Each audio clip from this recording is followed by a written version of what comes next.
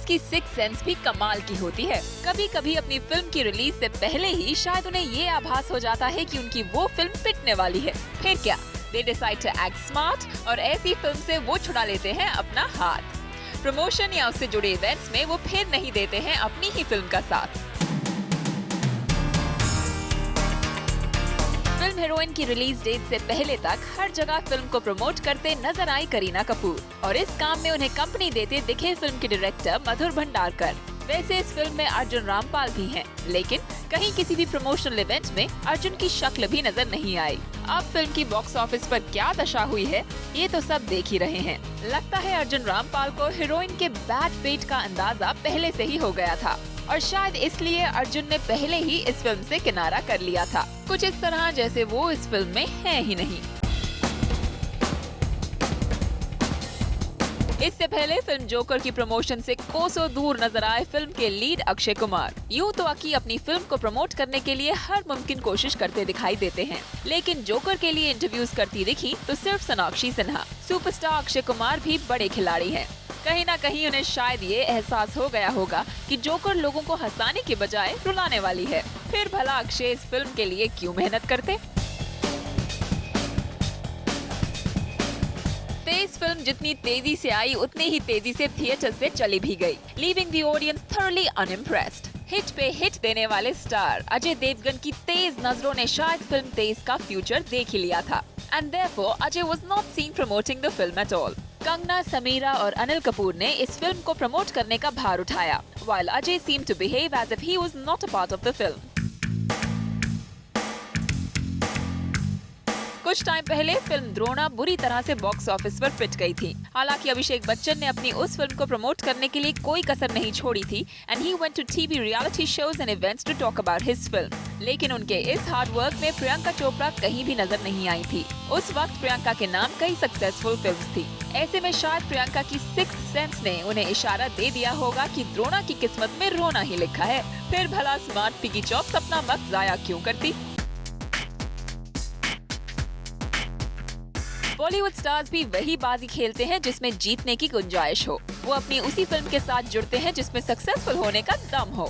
जहां उन्हें मिला अपनी आने वाली फिल्म के फ्लॉप होने का इशारा, वो झट से कर लेते हैं उस फिल्म से किनारा। जब एक्टर्स को पता चलता है कि फिल्म थिएटर्स में कुछ कमाल नहीं कर पाएगी तो वो फिल्म से बना लेते हैं दूरी। But why is this commitment adhuri? Let's find out on Party Shati with Page 3 and Bollywood expert Simi Chandok. Simi, welcome to the show. Hey Supreet. ऐसा क्यों होता है कि कुछ फिल्मों की रिलीज से पहले एक्टर्स उससे बना लेते हैं दूरी?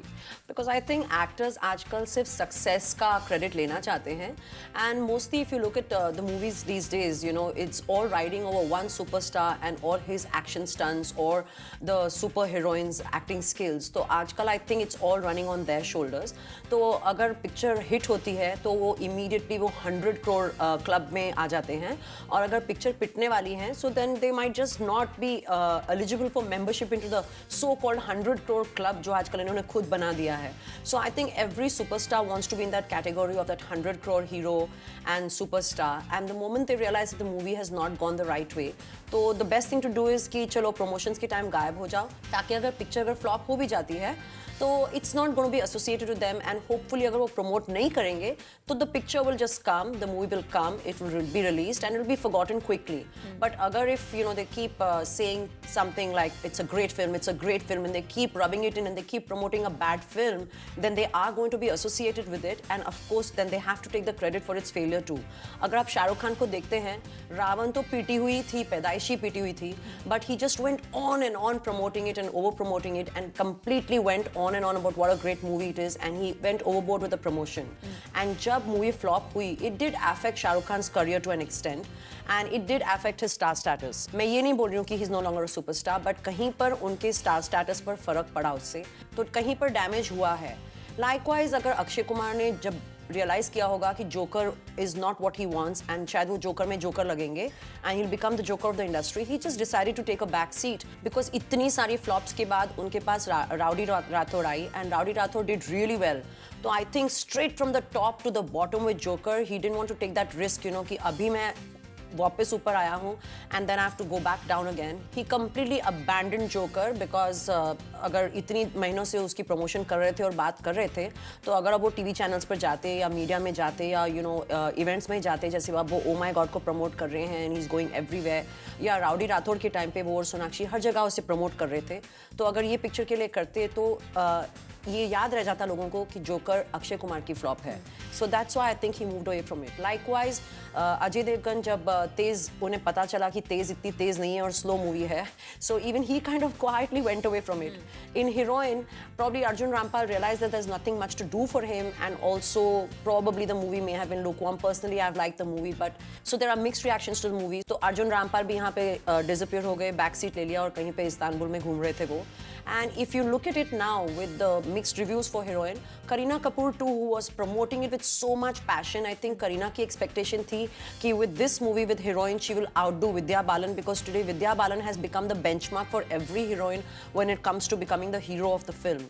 So when she realized that the response is mixed, even she has suddenly kept quiet after giving her whole heart and soul to the promotion of the movie before the release. But the moment it was not what she was expecting, she completely kept quiet and went down under. And what about the time when they actually read the script? Do you think they know anything about it then? Of course, गलती उनकी होती है, but धीरे धीरे पता चलता है, जैसे मूवी आती है, ट्रायल शोज होते हैं तो रिएक्शंस आते हैं, and it's probably towards the end that they realize, okay, this is really not shaping out. I'm sure Kareena thought this was like a complete milestone and this is the it movie for her, but so she was promoting it, but then later on she was completely quiet about it, and I think a lot of people have done that to their movies. Priyanka Chopra did the same thing with Drona, and Priyanka, who is so high on promoting her movies, every time there's a movie that's coming up, she's very energetic about promoting it, but when she was doing Drona, she realized it's a complete disaster and she kind of just distanced herself from it. So I think it's a strategy where they do not want to get saddled with a flop, because आजकल की industry में जब movie hit होती है तो जो हमारे superstars हैं उसका कंप्लीट क्रेडिट वो खुद ले लेते हैं. So I guess in that case it's the wisest thing to do is कि अगर पिक्चर थोड़ी सी ठंडी लग रही है तो दूर हट जाओ और प्रोड्यूसर से नाराज हो जाओ, डायरेक्टर से नाराज हो जाओ, पूरा ब्लेम उन पर डाल दो and say we are upset, we been let down, and actually it's the audience has been let down, but they don't really care.